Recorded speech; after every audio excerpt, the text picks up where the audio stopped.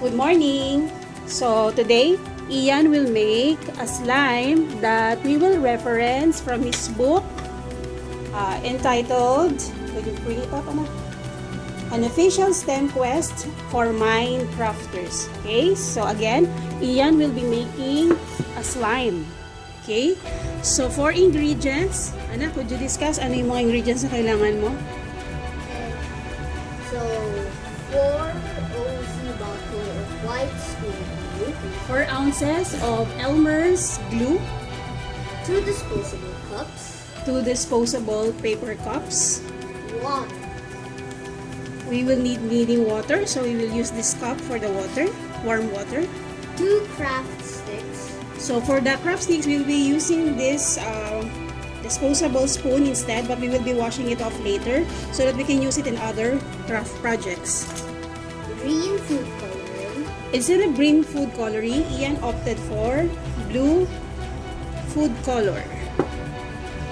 1 teaspoon borax, So we have here a huge bottle of borax, which I also use for when I am making fab conditioner.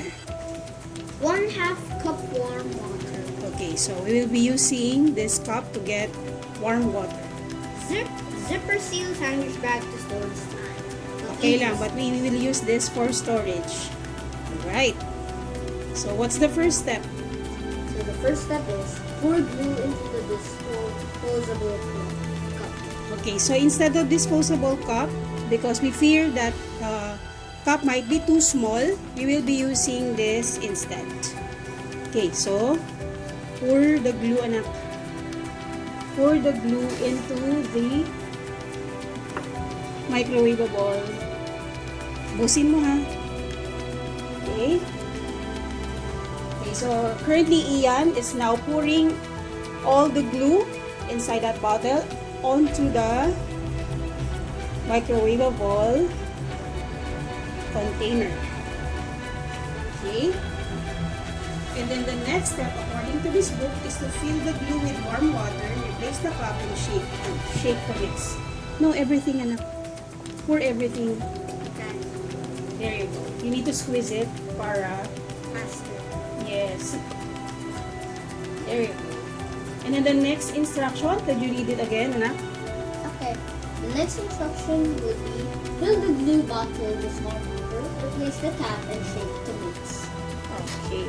So that I will do that. What's next after that?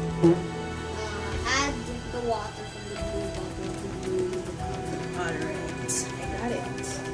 So, let me just pause the video while I do this. So, I have already poured some warm water into the bottle of Elmer's glue, and then we will shake it like that so that all the glue residue inside the bottle will be mixed into the water. And then the third instruction is to pour this diluted glue into this container. Okay. Okay. So let's shake it some more. Okay. Making sure that everything. Okay. Will you pour into this? Okay. So pour everything into that.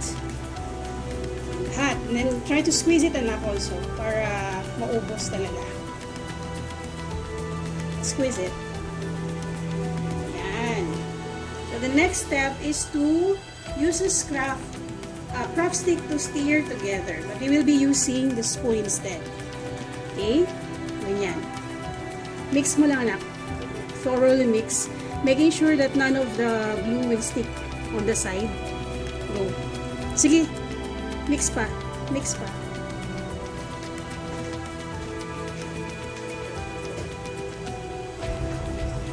Okay, very good.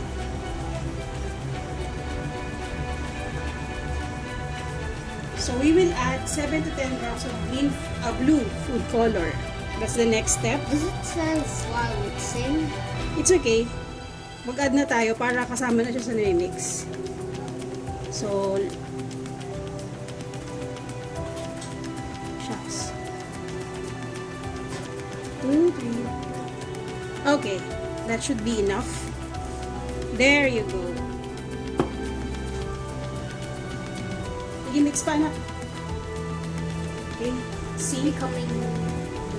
Yes, it's ready blue. Okay, so the next step is to, in a separate cup, dissolve the borax in 1/2 cup of water. But we would only be needing 1 teaspoon borax. Okay.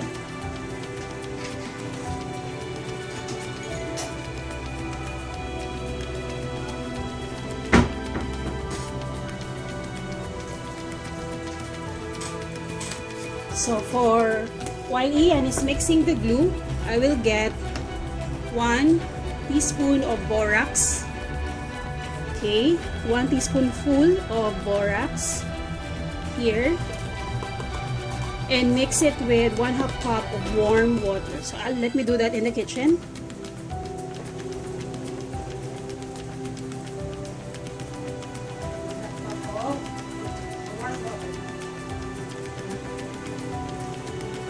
Mix na anak ha.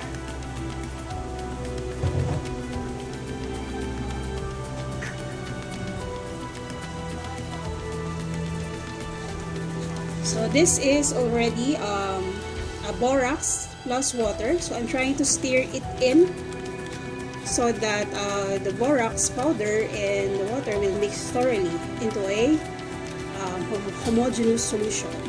Okay, homogeneous solution means you can no longer see the borax powder. It's already mixed with the water. Okay? Yan. It's thoroughly mixed na ba? Okay, so let me just dissolve. Okay, try to dissolve the borax. Siguro use this one na lang para mas mabilis. Okay, dissolve lang muna. Okay, so currently Ian is mixing the borax powder in the warm water using the disposable paper cup. Okay, then the next step is to slowly add borax and water mixture to the glue and water mixture, stirring as you pour. Okay, so you will probably need help with that. Let me check if, oops. Oopsie. Yeah. Let me just get another one.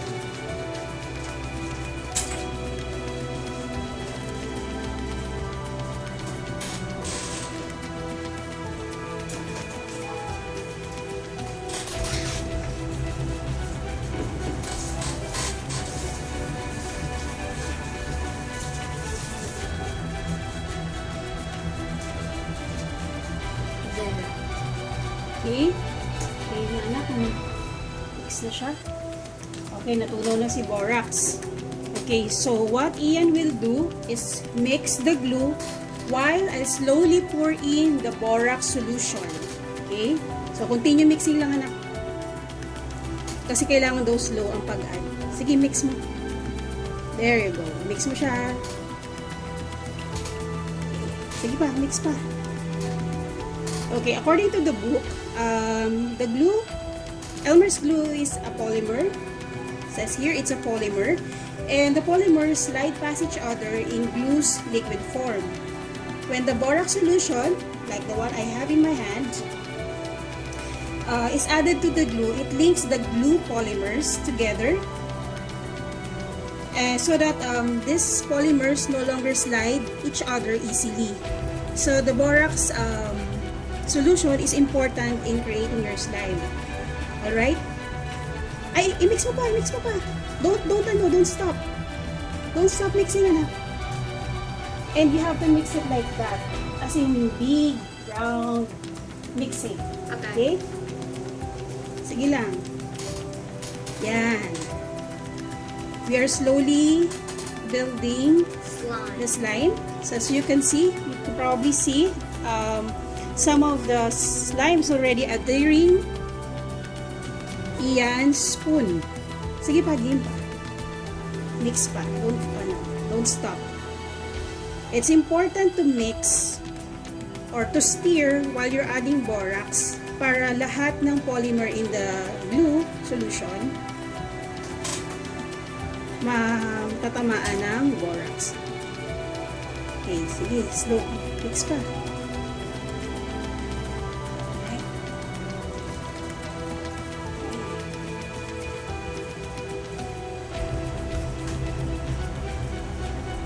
So it's look like I'm slowing down because the slime is becoming solid. Yes.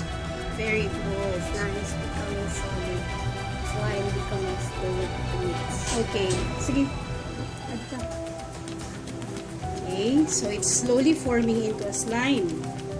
So it's not indicated in the ingredients, but we plan to add these glitters into slime just to add some interest and sparkling effect into our slime.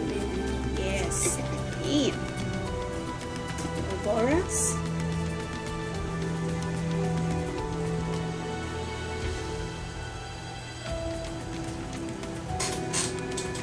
More. Sige.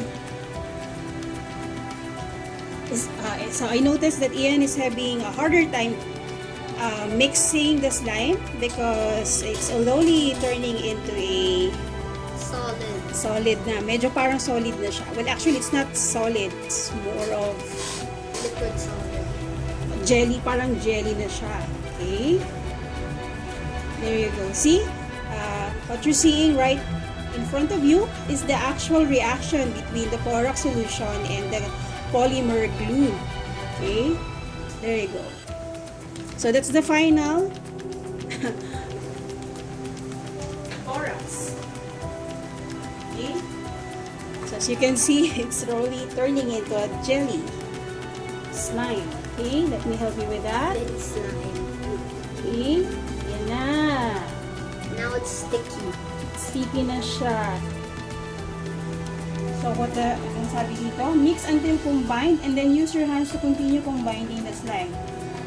So it's gonna be messy. So my mom will have gloves. So her hands won't be messy. No need na. Ito na oh. Thoroughly mix na siya. So, we Mix. just need to incorporate all the residue pa para hindi sayang. See?